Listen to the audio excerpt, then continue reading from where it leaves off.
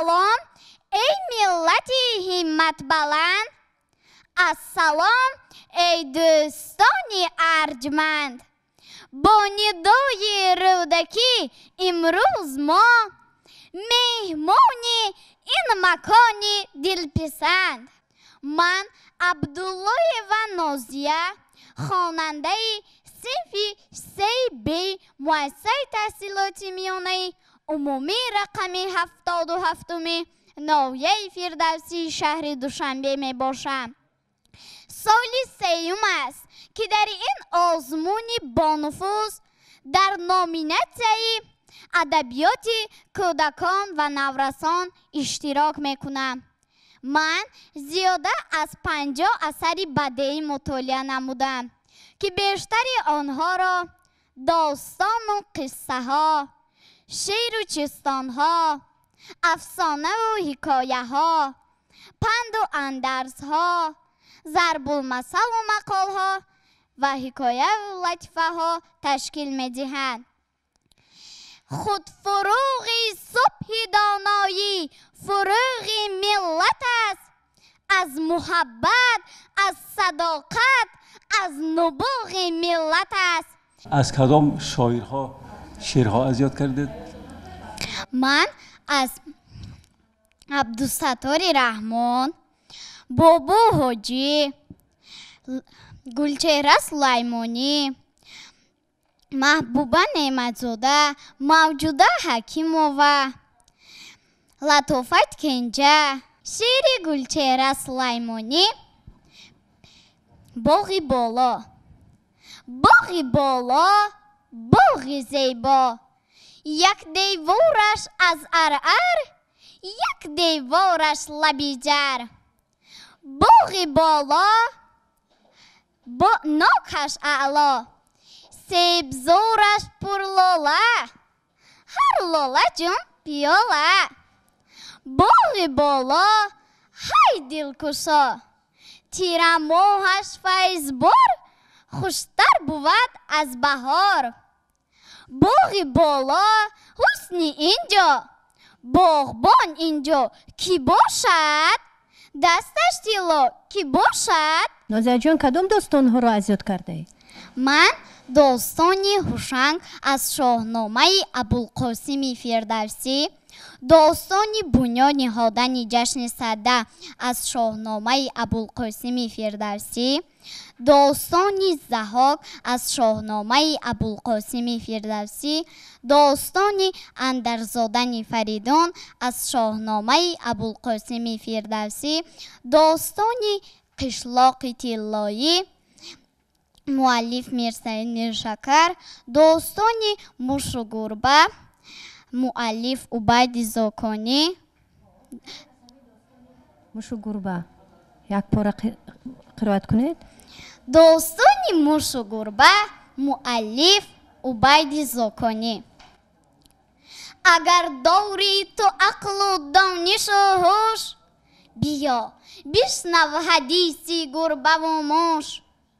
بخوانم از برایت داستانه که در معنای آن حیران بمانی.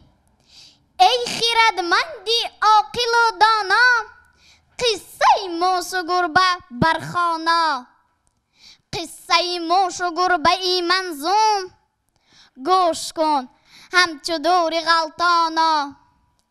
از قضای فلک یکی گربه، بود چون اژدها به کرمانا.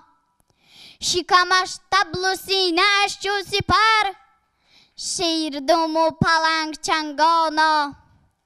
از غریوش به وقتی غریدن، شیر درنده شد هراسانا. سری هر صرفه چون نهادی پای، شیر از وی شدی گریزانا. روز اندر شراب خانه شدی، از برای شکار موشانا. در پسی خم خمی نمود کمین، همچو دزدی که در بیابانا. ناگهان موشک ز دیواره، جست بر خم می خروشانا. سر به خون برنهاد و می نوشید. مست شد همچو شیر قرانا. گفت کو گربه تا سرش بکنم، پوستش پر کنم ز کاهانا. گربه در پیش من چو سگ باشد، که شود رو به رو به میدانا. گربه این را شنید و دم نزدی، چنگ و دندان زدی به سوهانا. ناگهان جست و موش را بگرفت، چون پلنگ شکاری کوهانا. موش گفتا که من غلامی تو هم، عفو کن از من این گناهانا. گربه گفتا دروغ کمتر گوی، نخورم من فریب و مکرانا. می شنیدم هر آنچه می گفتی، آروادین که به نامسلمانانا. گربه آن موش را بکشت و بخورد. فکر کنی یک لطیفه گوید نباشد. یک بار خرسند شوند. خب زنگ تلفن. الو، اینجا یاری تجلیه است؟ بله. کودک من روچکه را فرو برده است. با قلم نوشتن گیرد. دختر جان چند لطیفه میدونی؟ لطیفه من 30 تا میدونم. 30 تا. خب از رساله دلکشا هم لطیفه گفته میتوانی؟ از رساله دلکشا بله. در دفترت که هست مرحمت کنی. رساله دلکشا، مؤلف عبید زاکانی. زنی بیمار شد، شعر رو میگفت وای بر تو که اگر من بمیرم چی میکنی؟ مرد گفت وای بر من اگر نمیری چی کنم؟ ما از پامیر آمدیم، مسکو روان شدیم، خوابیدیم اندر وگان، بیدار شدیم در کوگان. خرسندی شادی کردیم، از شادی بازی کردیم. انا گفتیم مسکو جان مسکو. کیفایا بعد شعر خواهر جان همین عادی خونید، همین چی خیلی که همین خیلی گپ میزنید، همین خیلی میلش من همین خیلی آزاد گپ میزنید، بسیار وای نکنید. کنم گوش کنید. باز همین خیلی این در کوگان آمدن. با کدام شهر آدم همین خیلی مسکو گفته شادی کردند؟ در سمارا. اول پیش از سمارا کجا ده؟ در اورنبورگ. پیش از سمارا. بعد کوگان کجا بود؟ بعد کوگان خیلی میلش. توشکند. بله توشکند. انا کن دیگر چی؟ من اثرای نصری تا من نگاه کردم خواهر جانم، از پلوتولیس ندیدم. خوندی یکم چی؟ بله. چی خوندی؟ من وخوری عجایب رو خوندم. از عینی چی خوندی؟ از صدرالدین عینی من حکایه و شعرها خوندم. کدام حکایه خوندی؟ من حکایه سیفالدین و سعید جانی از کدام کتابش هستین؟ از ترتیب اسوبیان صدرالدین عینی خوندم. ترتیب اسوبیان کنی نقل کن حکایه را. سیفالدین و سعید. بله. حکایه صدرالدین عینی، سیفالدین و سعید. سیفالدین و سعید نام دو برادر بودند. هر دو در یک مکتب میخواندند. سیفالدین همیشه چیزهای خود را پریشان میکرد. روز او دفتر خود را برای خانه بی‌پروایانه پرتافته بود. برادرش سعید دفتر برادرش را سیاه کرد و روز دیگر در مکتب معلمه دفتر چرکین سیفالدین را دیده او را تنبیه داد. شبانه سیفالدین به مادر خود از سعید شکایت کرده گفت با سبب بدکرداری او من بسیار خجالت کشیدم. مادرش گفت در این کار نه تنها برادرت بلکه خودت هم گناهکاری. چرا تو همیشه چیزهای خود را پریشان میپرتایی و سرشته نمیکنی؟ اگر دفتر و کتاب و اسباب و انجام مکتبی را با دست خود ترتیب کنی، کسی به چیزی تو دست نمیرساند.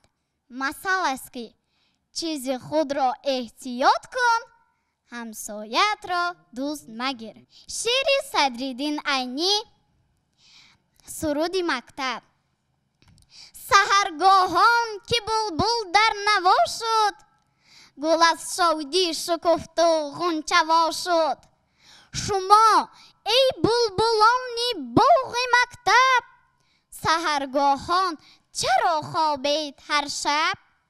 شما هم در نوا آیید باید، که تا از باغ معنی گل کشاید. افسانه خلق تاجیک، بلبلکی سرگشته. مردی بود، زنش وقتی که وفات کرد او یک زن گرفت. زنش خیلی آدمی بد بود. او بچه هایش رو جنگ میکرد. روزی زن خود رو بیمار گرفته. وقتی که شوهرش از کار آمد او گفت بچه‌تان بسیار مرا آزار میدهد، من طاقت کرده نتوانستم و بیمار شدم. مرد نسیم را زد. نسیم به بیرون به سوی صحرا دوید. گرگ او را داشته خورد و خواهرش مریم بی دادرکم کجا شد؟ گفته به جستجوی دادرش برآمد. او دادرش را پیدا نکرد، تنها استخوان‌های او را پیدا کرد و در یک خلطه گرفته در شاخ چنار کشال کرد. من بلبلکی سرگشته، در کوه‌ها و در پشته، از برای مایندرک بدقر، پدر خور و زارم کرد، بی سبب آزارم کرد. من خستم و رنجیدم، سوی صحرا دویدم. گرگک مرا خورده، خواهرک دلسوزم، استخوان‌های مرا چیده، در شاخ چنار کشال کرده. خواهرکش مریم بی این سرود را شنیده و از چشمانش آب ریخت. او از چشمانش اشک شادی ریخت و بلبلک به خواهرش گفت تو چشمانت را پوش، من به تو باز این شعرم را میگویم. خواهرکش مریم بی چشمانش را پوشیده بود که بلبلک پریده به نزد پدرش رفت. پدرش هیزم شکست. او این صورت. پدرش گفت که شعر بیزار کردی. بلبلک در روی بام نشسته سرود خواند. افسانه خلق تاجیک، ماهیداری گرگ. بود نبود یک روباهی بود. او خیلی حیله‌گر بود. یک روز او رفته از کجای ماهی آورد. وقتی که گرگ را دید پرسید تو این ماهی ها را از کجا یافتی؟ روباه گفت من رفته یخ را شکافتم، بعد دومم را به درون آب انداختم و کمی نشستم و دومم را گرفته بینم که 3 ماهی در مانده است. گرگ به روباه گفت من هم میخواهم که مثل تو ماهی داشته باشم، من رو به اون جای میبری که تو ماهی گرفتی؟ روباه گفت بله البته من تو رو میبرم. بعد روباه گرگ رو گرفته به اون جایی که ماهی گرفته بود به اونجا برد. گرگ دومش رو به آب انداخت، کمی صبر کرد و گفت روباه جان، چیز دومم رو کشیده ساده است. روباه گفت گرگ جان حالا صبر کن، اکنون 1 ماهی در مانده است. گرگ باز صبر کرد. بعد او باز بعدی چند لحظه گفت روباه جان، دومم رو باز چیزی کشیده ساده است. روباه گفت گرگ جان